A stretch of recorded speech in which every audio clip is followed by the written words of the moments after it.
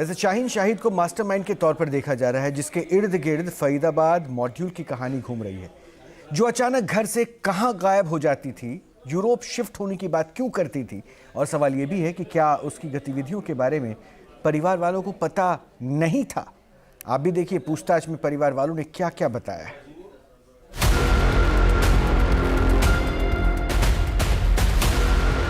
Doctor Shaheen ने क्यों लिया था तलाक? कानपुर में मेडिकल कॉलेज से क्यों हुई बर्खास्तगी? आखिर में अल फलाह यूनिवर्सिटी को क्यों चुनी थी? खूंखार आतंकी संगठन जैश का मोहरा बनी डॉक्टर शाहीन शाहिद विवादों की डॉक्टर रही हैं। कार से AK-47 राइफल भी बरामद की गई। वो कहीं भी जाती थी तो कार में AK-47 लेकर चलती थी। इतना सब कुछ शाहीन शाहिद कर रही थी। क्या ऐसा हो सकता है कि उसके परिवार को जरा भी भनक न हो?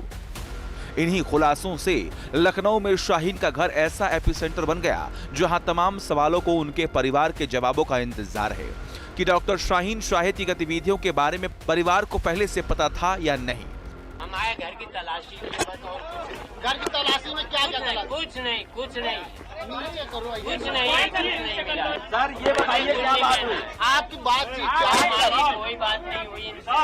क्योंकि जो करना था किया, हमारी कोई इनसे बात नहीं। आरोप भी ऐसे वैसे नहीं, आरोप आतंक का।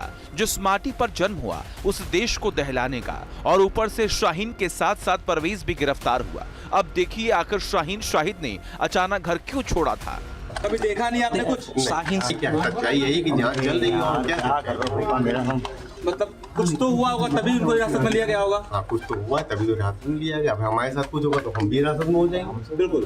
तो तुम्हें जब तक ये आरोप साबित होंगे, जब तक जांच चलेगी तो वो तो सरकार का काम है, तो हमारा काम थोड़ी ना है। 4 साल आना जाना बातचीत बिल्कुल नहीं। ATS और NIA की जांच में नए नए खुलासे होते जा रहे हैं।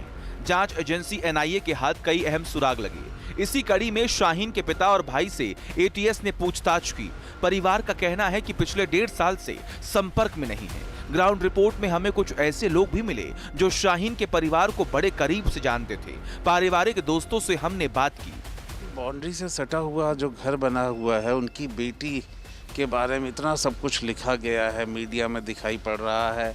जब वो नमाज पढ़ने आते थे या कहीं कोई आपको शक शुबा कुछ किसी तरह कोई बात नहीं, वो यकीन नहीं हो, बताता हूँ यकीन नहीं हो रहा है ये बात। अब इनके बारे में तो कुछ कहा नहीं जा सकता है। देखिए सईद भाई जहाँ तक है वो बहुत नेक दिल आदमी है। अब इससे इनकी बेटी जो बारे में आ रहा है इस समय न्यूज़ में, तो हम लोग उसको हमें अगर 20 साल से नहीं देखा, क्योंकि घर आती नहीं थी, कभी मुलाकात नहीं थी। और उनके साथ जो उनका बेटा रहता है बबलू, उसको तो हम लोग जानते हैं, वो भी बहुत नेक दिल आदमी है। डॉक्टर शाहीन की शादी महाराष्ट्र के एक डॉक्टर से हुई थी जिनका नाम डॉक्टर जफर है, लेकिन रिश्ता लंबा नहीं चला और 2015 में ही शाहीन ने डॉक्टर पति से तलाक ले लिया। लेकिन हैरानी इस बात की है कि तलाक के बाद बच्चों से भी संपर्क नहीं किया। उनके पति क्या कहते हैं, सुनिए। बाहर जाना चाह रही थी, एक बार से बस कहा कि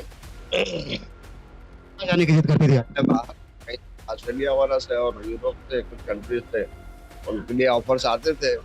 उनका चलिए दोनों लोग चलते हैं, एक साथ में रहते हैं, वहाँ ज्यादा अच्छी लाइफ होगी। मैंने कहा यार यहाँ कौन सी बुरी लाइफ है, फर्स्ट क्लास मेडिकल कॉलेज के अंदर रह रहे हैं, दोनों बच्चे अपना आराम से रह रहे हैं। एक काम में एडमिशन भी करवा दिया था वहीं पे, अपना आराम से, कोई दिक्कत नहीं थी। हम लोग आपस में कोई ऐसा कॉन्फ्लिक्ट नहीं था।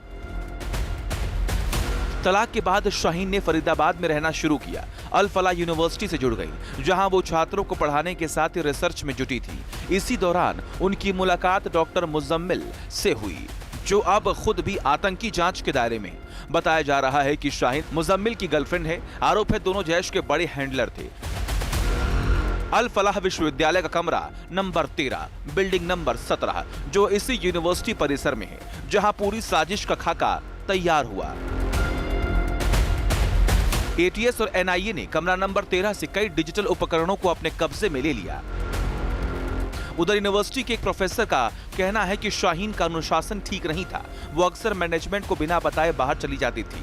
कहां जाती थी, किससे मिलती थी, उसकी जानकारी वो कभी भी नहीं देती थी। शाहीन की अगर बात की जाए, उस जांच के अंदर में शाहीन को पूरी तरह से दोषी करार दिया जा सकता है, क्योंकि लगातार शाहीन की बात अगर की जाती है तो बिल्डिंग नंबर 17, कमरा नंबर 13, ये वही कमरा है जहां पर पूरी साजिश इस अल-फलाह यूनिवर्सिटी के अंदर में रची जाती थी। शाहीन के ऊपर कई तरह के आरोप भी लग रहे हैं। एक प्रोफेसर की अगर बात की जाए तो उनका साफ तौर पे ये कहना है कि शाहीन कॉलेज के अंदर में भी अनुशासनहीनता में रहती थी। साथ ही साथ शाहीन बिन बताए मैनेजमेंट को भी कभी यूनिवर्सिटी से बाहर चली जाती थी और शाहीन के पास अन्य लोग भी लगातार यूनिवर्सिटी के अंदर में मिलने आते थे। दावा किया जा रहा है कि शाहीन जैश की महिला विंग जमातुल मोमिनात की इंडिया हेड का जिम्मा संभाल रही थी। उसका टारगेट यही था, महिलाओं को भर्ती के लिए ट्रैप करना था। लखनऊ से आलोक पांडे के साथ टीम न्यूज़ नेशन।